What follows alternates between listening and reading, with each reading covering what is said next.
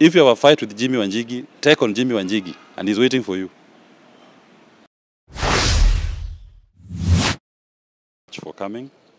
We've come to court today to follow up on 4 members of Bunge la Wananchi Jacaranda who were arrested by the police last week on Thursday, 8/8/8, Nane. And the state is accusing them of purportedly having grenades. The people of Jacaranda don't walk around with grenades. The people who have grenades are police officers. And every grenade has a serial number. That serial number will tell you to where it was even manufactured, the consignment by which it came, the ship that it followed, and which police station or which security agency it is held. And even from that police station, you will know which officer has signed it out. This is pure political harassment, trying to intimidate the young men for no reason. In fact, these young men who've been detained here were not even on the day arrested in town. Some of them were arrested in Soweto. Some were arrested in Starehe. We've objected to their continued detention. They have been held now for 5 days without any holding charge. The state has not brought even a holding charge against them. And we must see this as a larger plan to undermine the voices of the people. William Ruto needs to know that the voice of the people is the voice of God. The people have spoken, they've rejected you, they've rejected your regime, they've rejected everything about you. Arresting these innocent young boys will not help you to recover from the rejection you are facing from the people of Kenya. These young men are innocent. Detaining them, you will do all the investigations you want. We even told the court they are willing to even go to every police station in the country if they want to see whichever police officer they want to. Just arraign them, present them, tell them where you want them to. But to keep them in police stations here, detain them, deny them access to their families, their children and their wives, and to deny them the breadwinners in their homes, you are now punishing their children. You are punishing their wives for nothing. If you have a fight with Jimmy Wanjingi, take on Jimmy Wanjingi, and he's waiting for you. Go and do your political fight with Jimmy Wanjingi, take on him, but don't involve innocents. Don't involve innocent young Kenyans who have got nothing to do with the mismanagement of this country.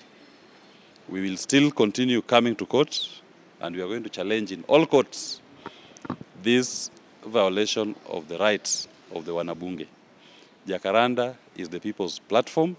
Jacaranda must be respected, and the members of Jacaranda have a right to say the things they say. You may not like it, but that is up to you. Just the same way there are people who you go visit here and you pay money and they sing your praises. We don't like it, but it's not up to us. We don't care what they say. Everybody to stick to their lanes. Go to meet your praise singers. Us also who don't want to sing your praises, let us also sing, continue singing your anti-praise messages. Because ultimately all this is about the mismanagement of this country, the subjugation of our constitution, and undermining the rule of law. We will be back. The matter is still going on in court, and we hope that tomorrow, when we come back for the rulings, we will get our people to be released, to join their families, and to continue to contribute to the national conversation in this country. Thank you. Yes. When do we expect them? No, the matter is coming up on the 16th of August for mention. So Jimmy Wanjingi has filed his constitutional petition, and he's challenged what the state did at his residence, and is going to adduce evidence to show what happened outside his residence at Muthaiga.